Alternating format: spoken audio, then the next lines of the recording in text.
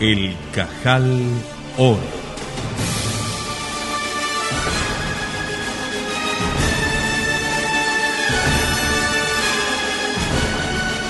Capítulo séptimo.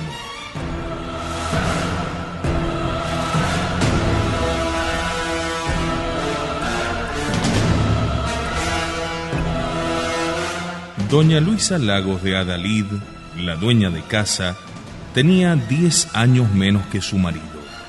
Andaba pues en los 60, pero habría podido afirmar que no pasaba del medio siglo. Tan lozana era su tez y fresca su sonrisa. Solo sus cabellos, casi del todo blancos, descubrían lo que ella no se tomaba ningún trabajo en ocultar. Besó a Marta cuidadosamente y la sentó a su lado, a tiempo que llegaba María Adalid, la madre de los 2 niños. Poco mayor que la hija de Blumen, aunque no tan hermosa, mostraba la estirpe mejor que su prima. Tenía clase por los 4 costados. Parecía hondamente preocupada. ¿Qué ocurre? Nada, mamá. ¿Y tu marido? Vendrá a tomar el café. Su marido, José Luis Lobos, vivía tan envuelto en negocios y en política que no tenía tiempo de almorzar. Tomaba un sándwich de pie en un bar o en su club y un cóctel, y esto hasta la hora del té. «Papá, ¿quieres oírme una palabra?» «Sí, hija mía». Los 2 se alejaron hacia el fondo del comedor. Su expresión era grave. Doña Luisa pensó que tratarían de asuntos de dinero. Tenía confusas noticias de los negocios de su marido. Instintivamente se acordó de Blumen, el hombre que podía con un gesto enriquecer o arruinar, provocar tragedias o devolver la paz al corazón de muchos otros hombres. «Hace 1000 años que no veo a tu padre», dijo a Marta. «Yo lo he visto hoy», respondió la joven, «pero no me ocurre eso todos los días. A veces no lo veo durante una semana. Es muy ocupado y poco divertido. ¿Quiere que se lo traiga un día de estos? Dicen que es difícil de manejar. Si viera usted cómo me obedece a mí». «Papá», decía en ese momento María Adalid, «tengo el corazón oprimido horriblemente. Me ahorcaría con un cabello. ¿Qué te pasa? Mi marido me ha encargado un mensaje para ti y que te dé esto». Adalid se caló pausadamente los anteojos y tomó el papel. «¿Qué es esto?» «El pagaré de 100,000 pesos con tu firma, que le diste ayer para que lo descontase en el Banco de la Nación». «Pero ¿cómo no lo necesita ya? Me alegro que se haya arreglado, porque yo mismo voy a utilizar todo mi crédito en ese banco». «Papá, ¿qué? En ese banco no tienes un centavo de crédito». «¿Cómo dices?» «José Luis presentó tu pagaré y se lo rechazaron. Propuso entonces una operación por la mitad del dinero y le contestaron que estabas excedido en tu crédito, que no disponías de un solo centavo». Tal vez en otro banco», repuso Adalid, simulando no dar importancia a aquella noticia terrible como una sentencia de muerte. «Para que un financiero, tal vez el futuro presidente de la República, y a quien las gentes juzgaban todopoderoso, hubiera perdido todo crédito en el banco oficial, era necesario que se supiera que andaban muy mal sus negocios». «No deben conocer tu situación», le dijo su hija para consolarlo, pero Adalid comprendió que pensaba lo contrario. «Tu marido debió ir al banco de la provincia, allí le habrían descontado mi pagaré». María agachó la cabeza. «Lo malo es, papá, que ayer mi marido fue no solo al Banco de la Nación y al de la provincia, sino también al Español y al de Londres, y también a un comisionista. Parece que alguien ha echado a correr malas noticias, porque en ninguna parte aceptan tu firma». Adalid inmediatamente pensó en Blumen. Violentando sus nervios, logró componer el semblante. «Bah, en trances peores me he visto. Esta misma tarde arreglaremos eso. Ven, vamos a almorzar». En el momento en que se sentaba, un criado anunciaba: «El señor Rogelio Adalid», y vióse entrar a un hombre corpulento vestido de tela inglesa a grandes cuadros, traje de golfista o de viajero. Conforme a sus costumbres, Rogelio Adalid caía en Buenos Aires sin anuncio previo. En la misma forma se mandaría a mudar.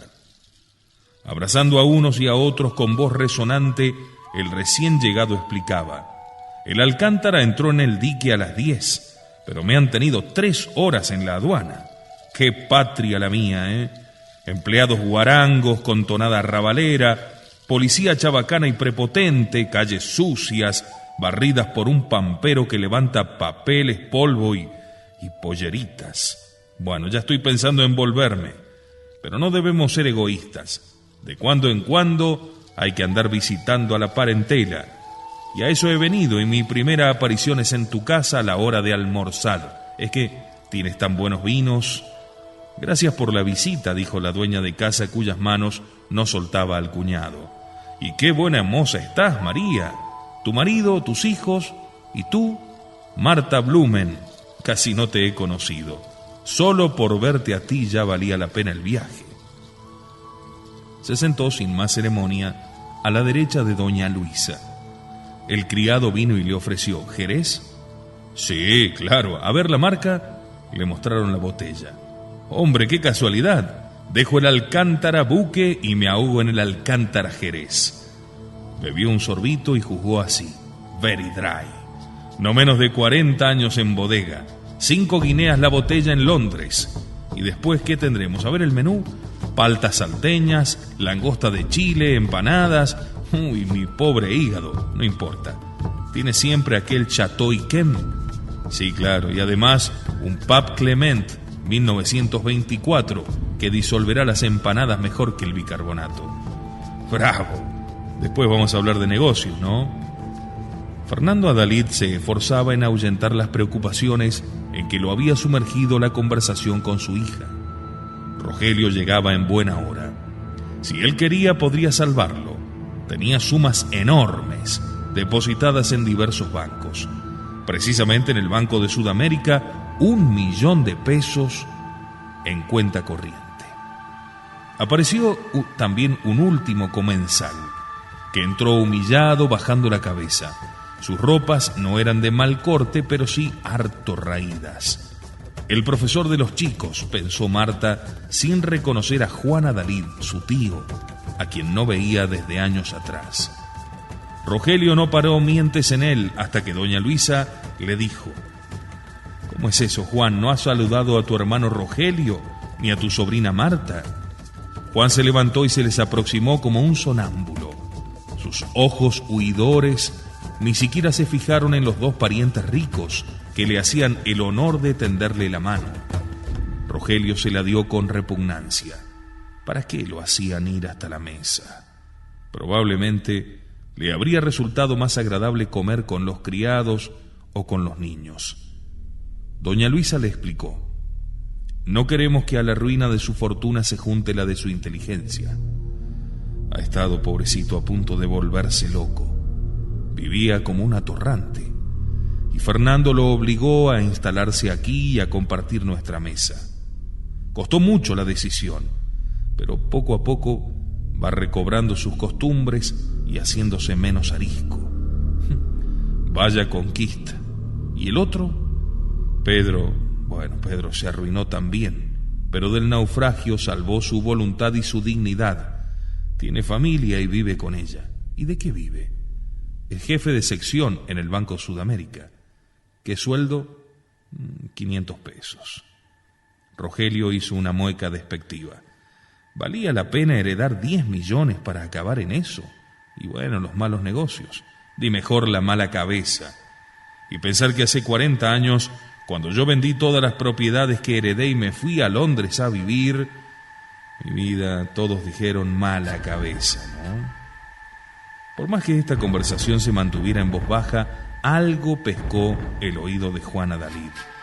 Le temblaron las manos y estuvo por levantarse, pero un gesto oportuno de Fernando lo contuvo. En aquel pobre ser se había roto el resorte de la voluntad. Con delicadeza y perseverancia iba su hermano reconstruyendo la energía perdida a fin de que no se hundiera en la misantropía salvaje, hermana de la locura, cuando no puerta del suicidio. Otro gesto y su mujer se cayó. Rogelio raspó hasta la cáscara la gruesa carne mantecosa de la palta. La declaró manjar excelente, la roció con una copa de aquel soberbio cható que no había olvidado y se sintió dispuesto para las confidencias. Dime, ¿qué tal andas con el presidente? Bien. ¿Quieres presentarme? Sí, con mucho gusto, hoy mismo si tienes prisa. No, prisa yo no tengo, pero a él me parece que mi visita podría serle útil.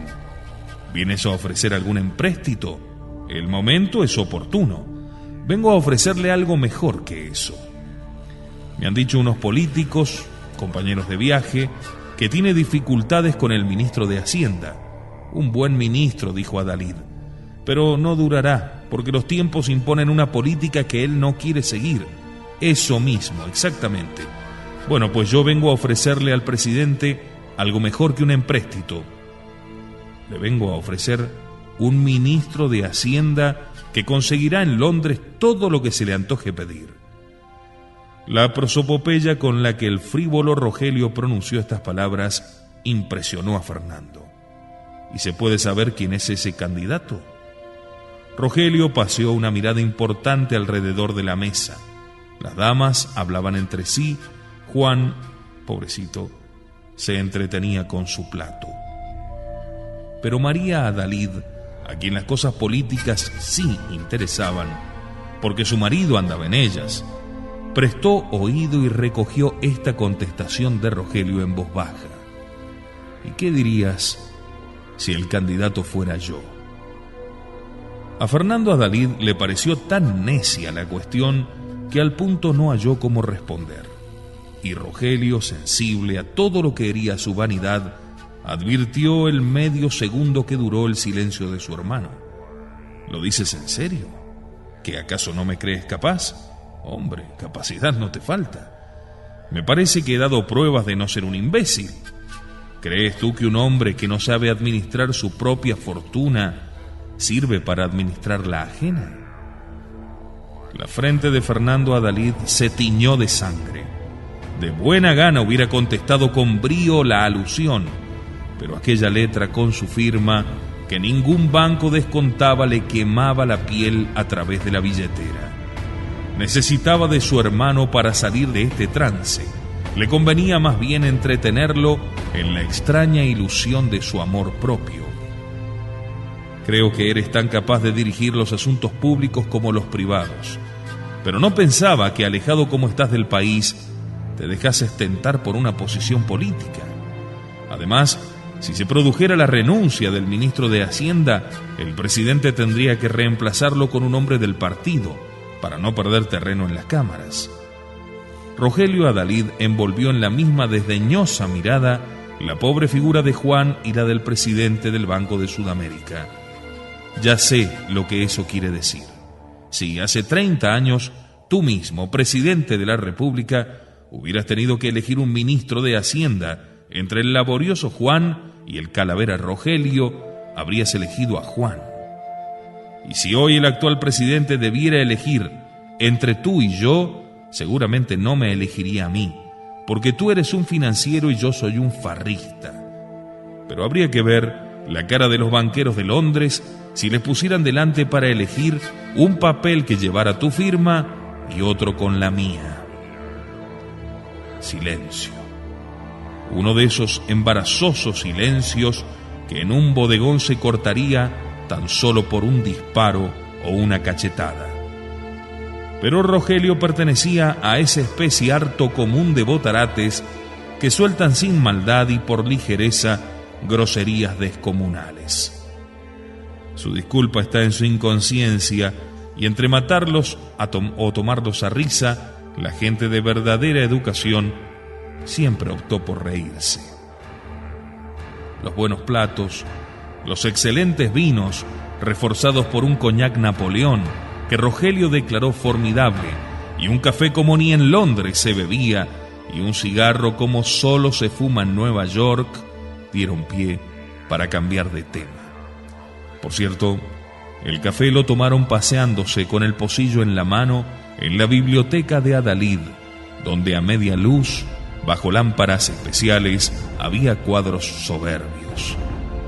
Por este Rembrandt, dijo Rogelio deteniéndose delante de un autorretrato del pintor holandés, la Galería Nacional te pagaría, no sé, 3.000 guineas. Mal negocio para mí, respondió con displicencia Fernando. Me ha costado mucho más.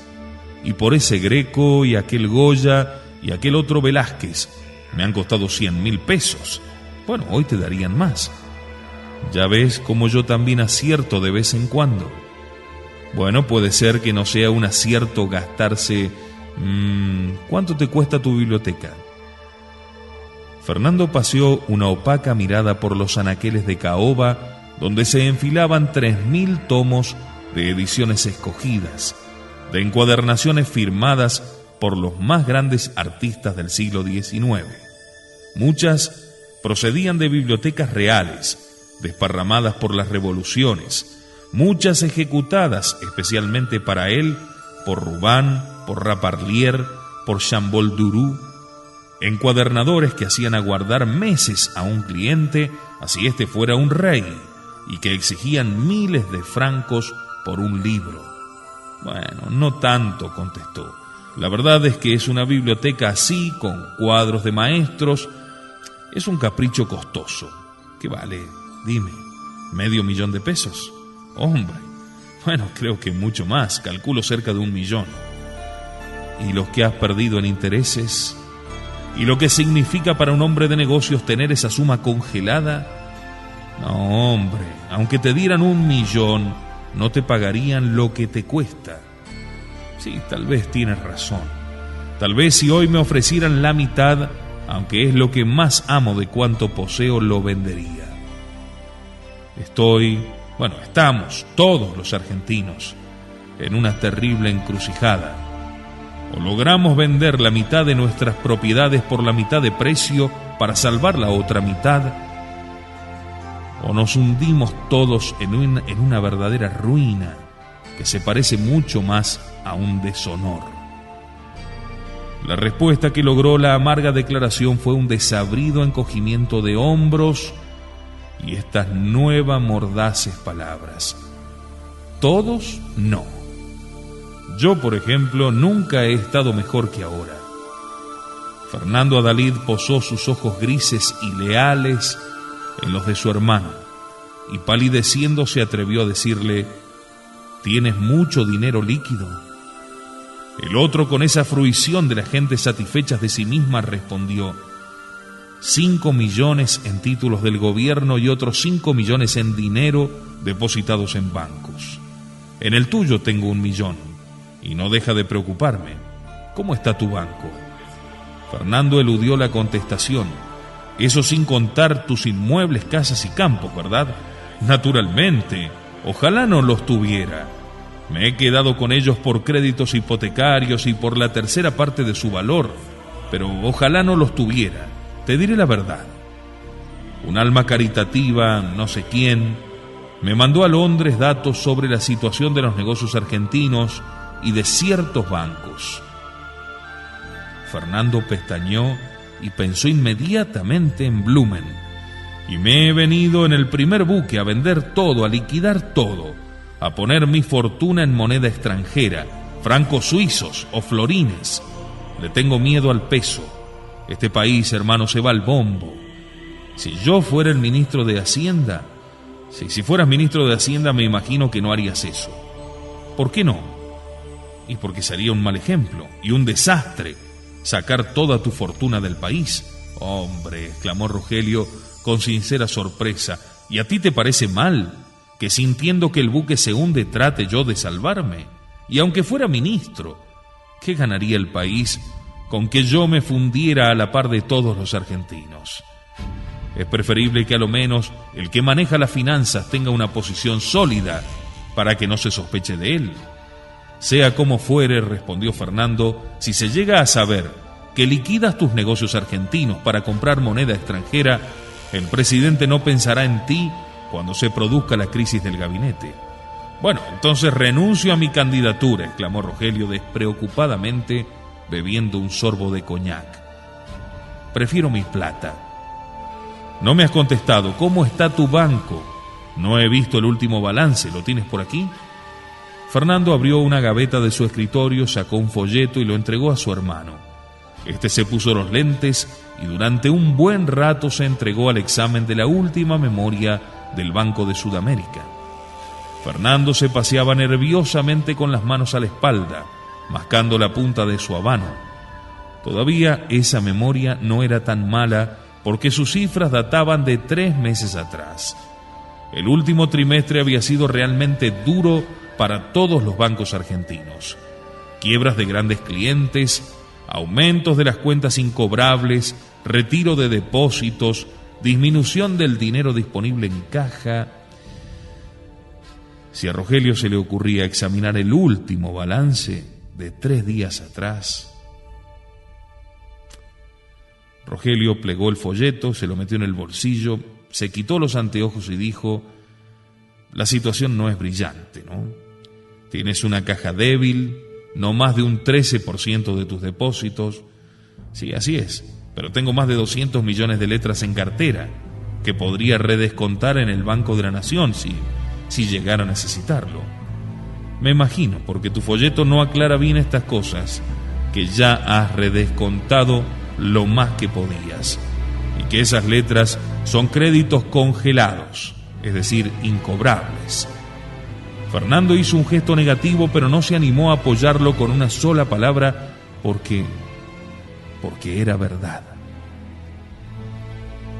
Pasaron un rato en silencio.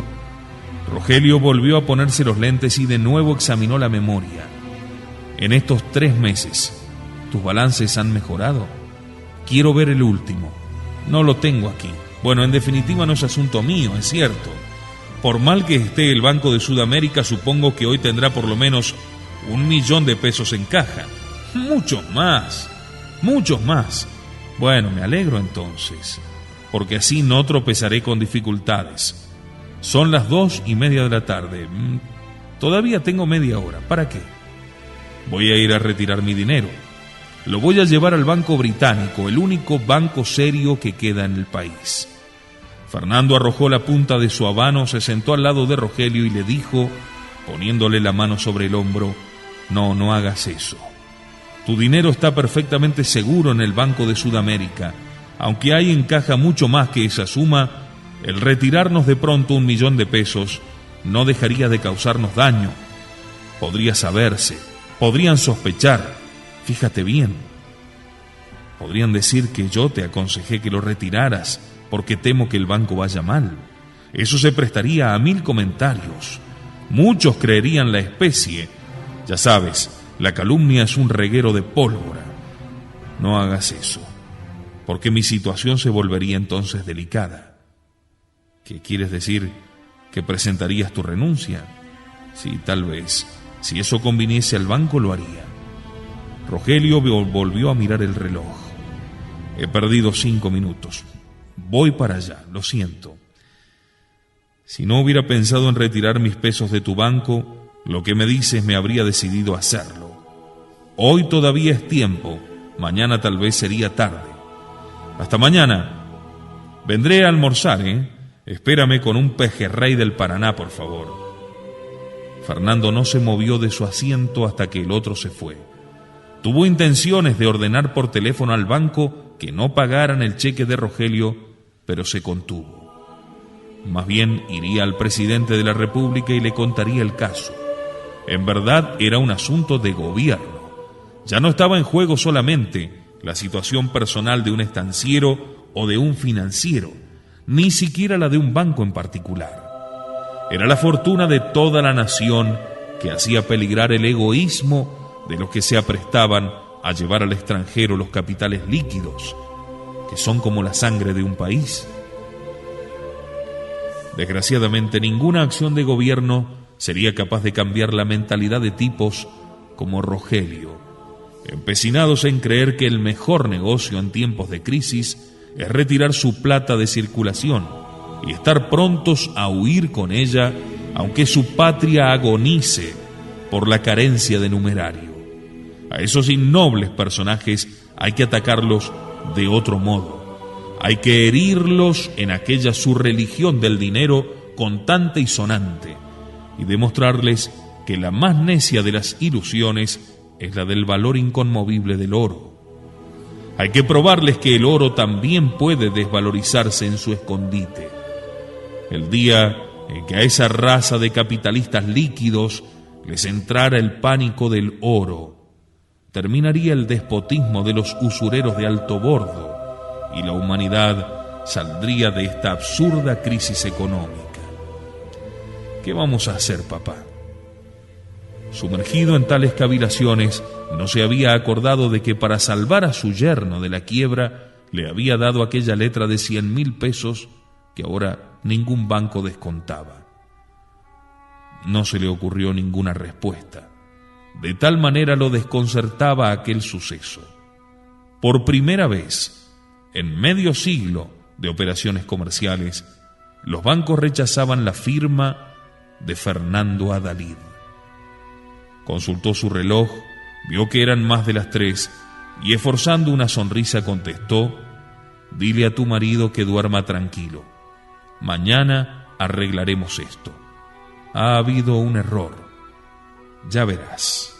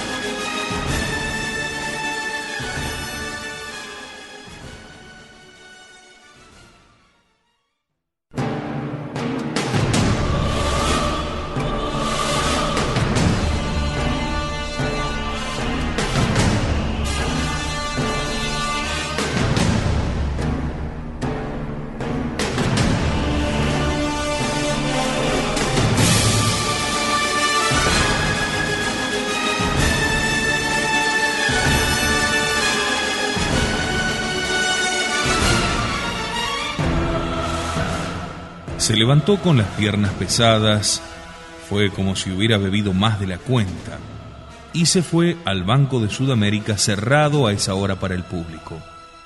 «Señor, ese hombre a quien usted mandó llamar está allí». Adalid tomó los papeles que el empleado le ofrecía y vio la ficha de Julius Ram.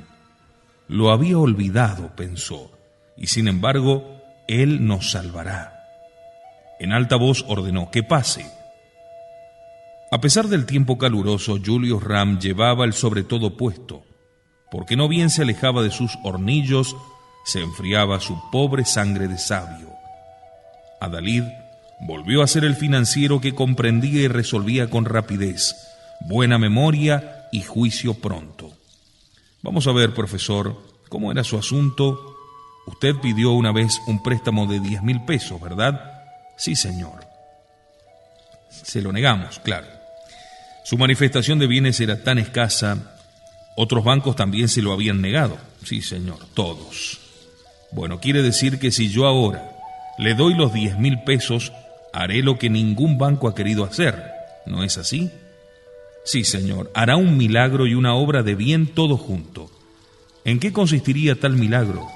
«En resucitar un muerto, porque yo estoy muerto y usted me resucitaría». Llegaba aquí la conversación cuando se anunció el gerente del banco por cosa de apuro, un hombrón obeso, de cara apoplética, en mangas de camisa, la pluma detrás de la oreja y los anteojos sobre la frente. Consternado dijo: «Señor, ¿qué pasa?». Habló al oído del presidente. «Señor, su hermano ha retirado hoy 1,000,000 de pesos. Otros depositantes de cuentas corrientes han hecho igual, como si les hubieran advertido. La caja del banco está casi vacía. Nunca, jamás ha descendido a este nivel. Y para mañana, ¿qué se prevé? Más extracciones. ¿Y recursos? ¿Tenemos muchas letras a vencerse mañana?». «Sí, señor, letras, pero están congeladas. Los deudores no las pagarán y habrá que pagarlas en el Banco de la Nación, que las ha redescontado». «Dígame entonces, usted halla muy mal la situación». Sí, señor presidente. Tranquilícese. Mañana será un buen día, ya verá. El gerente salió pasmado de tanta sangre fría y Adalid prosiguió su conversación. Dígame, con 10.000 pesos redimirá usted la hipoteca y podrá entregarse a sus trabajos. ¿Qué trabajos son? Los ojos del físico relampaguearon. Todos mis trabajos se refieren al problema de la desintegración de la materia y a otro que se relaciona estrechamente con la transmutación de los metales, agregó sonriendo Adalid. El físico lo miró sorprendido. ¿Cómo lo sabe? Lo escuché esta mañana cuando daba su conferencia en el colegio militar. Quiere decir que con 10.000 pesos usted quedará libre de preocupaciones y salvará su casita. Perdón, señor presidente, la deuda hipotecaria son 10.000 pesos, pero los intereses atrasados y las costas del juicio la hacen subir. ¿A cuánto? A 16.000. Por caramba, no es lo mismo. Pero está bien, tome, firme este papel. Le voy a prestar 16.000 pesos a 180 días y le renovaré el préstamo cuantas veces sea necesario hasta que usted haya terminado sus experimentos. Es indispensable para bien de la humanidad que usted compruebe en la práctica sus teorías. El físico firmó el papel con mano trémula y lágrimas de gratitud. Adalid lo entregó a un empleado. Diga al gerente que despache enseguida esta operación. Traiga el dinero aquí. Ahora, mi buen señor, libre de preocupaciones, vamos a hablar. ¿Quiere explicarme en las menos palabras posibles el estado de sus trabajos? Sobre todo me interesa conocer qué juicios han merecido sus obras en el mundo científico. Todavía sobre este asunto, la transmutación de los metales, no he publicado gran cosa.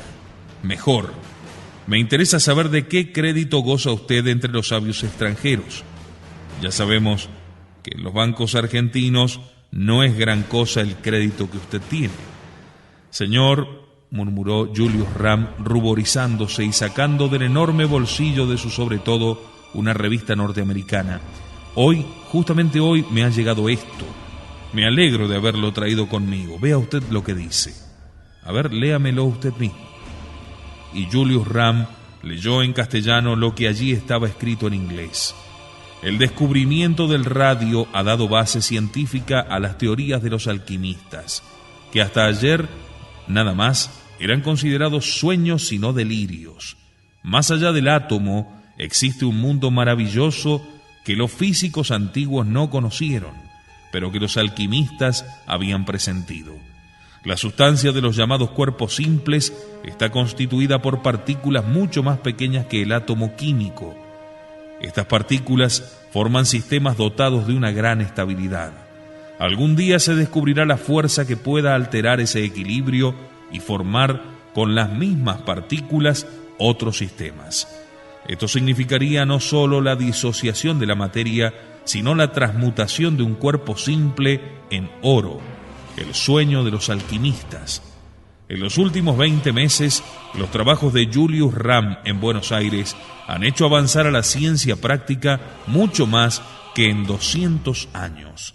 Esta vez, por lo menos, la profunda ciencia del moderno alquimista está respaldada por la honestidad insobornable reconocida universalmente.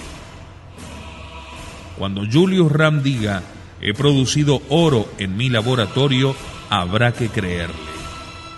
Adalid escuchaba esto con inmenso interés y no pudo reprimir un temblor de sus párpados. ¿De veras es usted así? Si usted descubriera el secreto de transmutar el plomo en oro, ya lo he descubierto, señor, respondió sencillamente el físico. ¿Y qué hace que no lo utiliza, hombre de Dios?, exclamó violentamente Adalid. Todavía no es más que un experimento de gabinete. Por la insuficiencia de mis aparatos, me cuesta más obtener 1 gramo de oro artificial que comprar 3 gramos de oro natural. Pero el camino está hallado. El aspecto industrial es otro asunto que a mí no me interesa. Una vez que haya descubierto la manera de producir económicamente el oro, elevaré una comunicación a las academias científicas de todos los países. No, usted no hará eso. Sí, claro, Yo no explotaré nunca mi descubrimiento. Tengo la convicción de que el oro es el peor enemigo de la humanidad. Y yo quiero librarla de ese enemigo produciéndolo en mi laboratorio al precio del almidón o del jabón. El gerente se asomó a la puerta, luego entró y habló en voz baja a Adalid. Señor presidente, yo no puedo autorizar ese documento a un hombre que no tiene ninguna responsabilidad y mucho menos en la situación actual del banco. No lo autoriza usted sino yo, respondió Adalid, tomando los papeles y firmando él mismo la orden de pago. El gerente salió con la cabeza gacha pensando que el presidente estaba loco y que el banco se hundía sin remedio. Ni Adalid ni Julius Ram hablaron una palabra hasta que un empleadillo trajo el dinero. Julius Ram se lo guardó sin contarlo, resplandecía de optimismo. Ahora refírame sus trabajos si tiene confianza en mí como la tengo yo en usted. Oh, señor presidente, yo estaba perdido. Peor que perdido, estaba muerto. Usted me ha resucitado. Sí, y haré más. Le daré cuanto necesite para continuar sus experimentos. Eso es más que darme la vida, es darme la inmortalidad. ¿Cómo no he de tener confianza en usted? Hable, pues. Hasta las 6 horas de la reunión del directorio puedo escucharlo. Señor Adalid, me admira el que un hombre tan ocupado tenga interés en tratar con un... Adalid adivinó la palabra que le hacía vacilar. Un alquimista, quiere decir. ¿Por qué teme llamarse así? No sé, mala costumbre. Me ruboriza expresar lo que interiormente es mi orgullo. Yo sé lo primero que se les ocurre a la gente es cuando ven un alquimista, piensan que están en presencia de un loco. Sonrisa enigmática de Adalid, ni sí ni no. Verdaderamente aquel hombrecillo cabezón, tímido y audaz, locuaz y taciturno a ratos, fogoso de mirada, honesto ciertamente, pero también capaz de llegar al crimen por lograr una solución, era en verdad candidato al manicomio. ¿Y qué es lo segundo que se les ocurre? Lo segundo, señor, es que el personaje está arruinado. Solamente un arruinado puede tener la manía de fabricar oro y solamente un loco puede persistir en ella. Aún exponiéndome a que usted piense lo que ha dicho, declaro que soy alquimista. Mis antepasados llamáronse en los tiempos antiguos Arnaldo de Villanueva, Raimundo Lulio, Alberto el Grande, Rogelio Bacon, Paracelso, Nicolás Flamel, Basilio Valentín Lascaris, Van Helmont, y en los tiempos modernos Berthelot, Ramsay, Rutherford, Crookes, Mendeleev, Lothar Meyer. Pero estos grandes químicos y físicos fueron también alquimistas. ¿Qué importa el nombre? Lo esencial es que estaban a 1000 leguas de profesar el postulado de Lavoisier. Nada se crea y nada se pierde en la naturaleza. Pobre ciencia.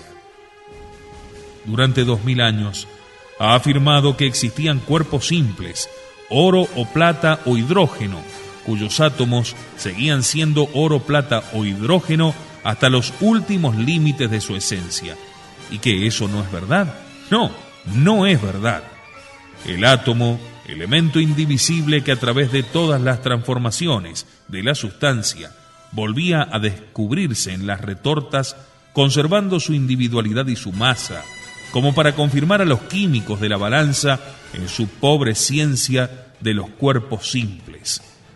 Ese átomo indestructible no existía hace 30 siglos para los filósofos griegos o egipcios, alejandrinos o gnósticos. No existió para los que practicaron sus doctrinas en la Edad Media. Los alquimistas, indicó Adalid, sí. Y ha dejado de existir para la ciencia actual, que después de 1000 experiencias ha encontrado lo que los antiguos hallaron con el solo raciocinio. ¿Y qué es lo que han encontrado? Que la materia es una. Que la noción de los cuerpos simples no tiene sentido dentro de las teorías modernas de la constitución de los átomos. Que todos los cuerpos son compuestos de un elemento único que es el éter, especie de protoplasma de la materia. Y fue preciso que se descubriera el radio, dijo usted, para que los sabios llegasen a esa doctrina. Para esos sabios de las teorías atómicas sí, exclamó con supremo desdén Julius Ram. Pero la doctrina de la unidad de la materia es la vieja doctrina de los escolásticos, de Santo Tomás, que la bebió en Aristóteles.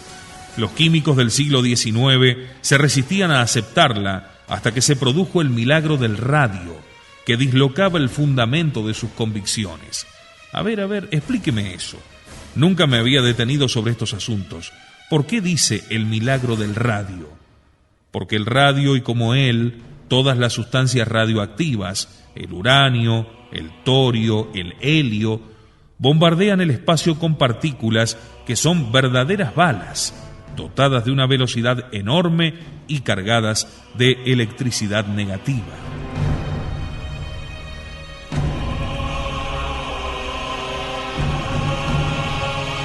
Mire, este bombardeo se efectúa sin que su cuerpo pierda nada ni reciba nada.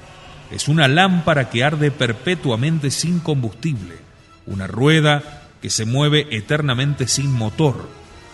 O sea, Adalid dijo, es la derrota de todos los principios conocidos en la física. Sí, así parecería, en realidad es otra la explicación. A ver, démela, yo ignoro todo y todo me interesa. Los cuerpos radioactivos revelan un mundo maravilloso. El átomo es un edificio complicado que al derrumbarse produce una energía colosal. Esa energía son los últimos elementos de que está constituido el átomo.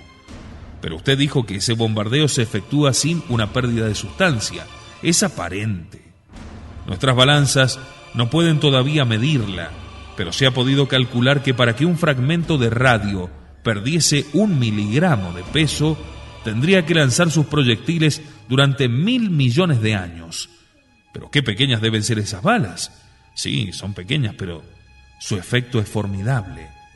Y lo más curioso del fenómeno es que estas irradiaciones, en que lentamente se va disgregando el cuerpo, forman ellas mismas una nueva sustancia.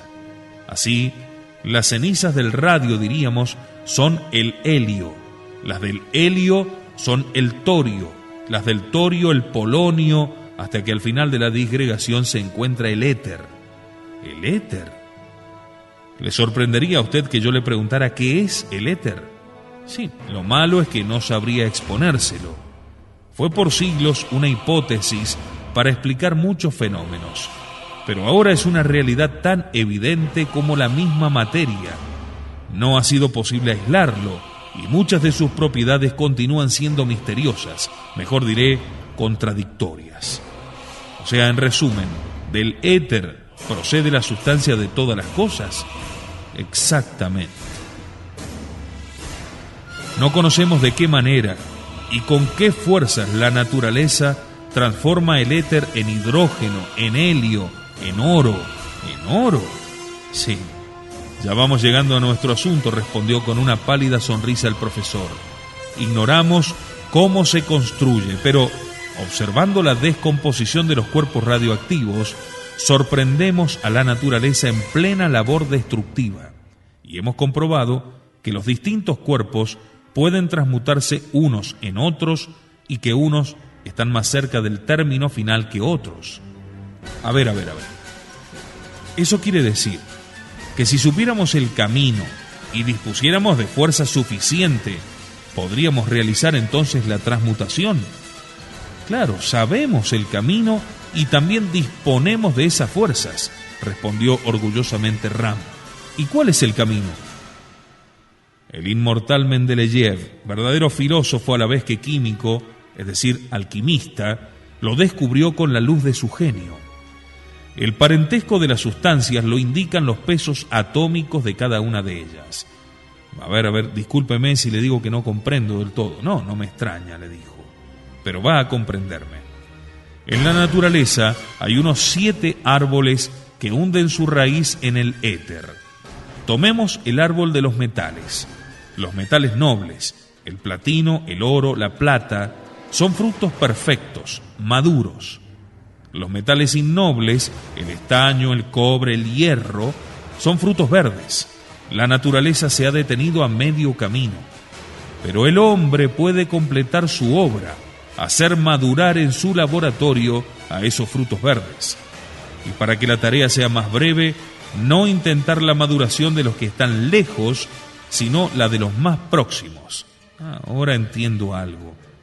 Pero los pesos atómicos, ¿qué tienen que ver? Los pesos atómicos nos indican la afinidad que esos metales tienen unos con otros, es decir, si son frutos nacidos en la misma rama del árbol metálico y si están lejos o cerca de la madurez. Y usted afirma que un metal verde, por ejemplo, digamos, la plata, la plata es un metal maduro, nacido en otra rama que el oro, en la rama negativa o femenina. Prevéngole que estamos en plena alquimia ahora, como quien dice, en plena magia, ¿no? No, señor, respondió ásperamente el sabio. La alquimia fue ciencia secreta que se comunicaba solamente a los iniciados, en aquellos tiempos en que era peligroso ir contra las ideas vulgares y los intereses de las escuelas. Todavía, ahora hay quienes querrían enterrar bajo 7 estadios de tierra la doctrina de la transmutación de los mentales. Pregúntele a Blumen. Comprendo. Ahora le repito mi pregunta. Usted afirma que un metal verde, por ejemplo el cobre, puede madurar hasta convertirse en oro. Sí. La cuestión es encontrar un fermento madurativo que, arrojado sobre ese metal en fusión, apresure su madurez.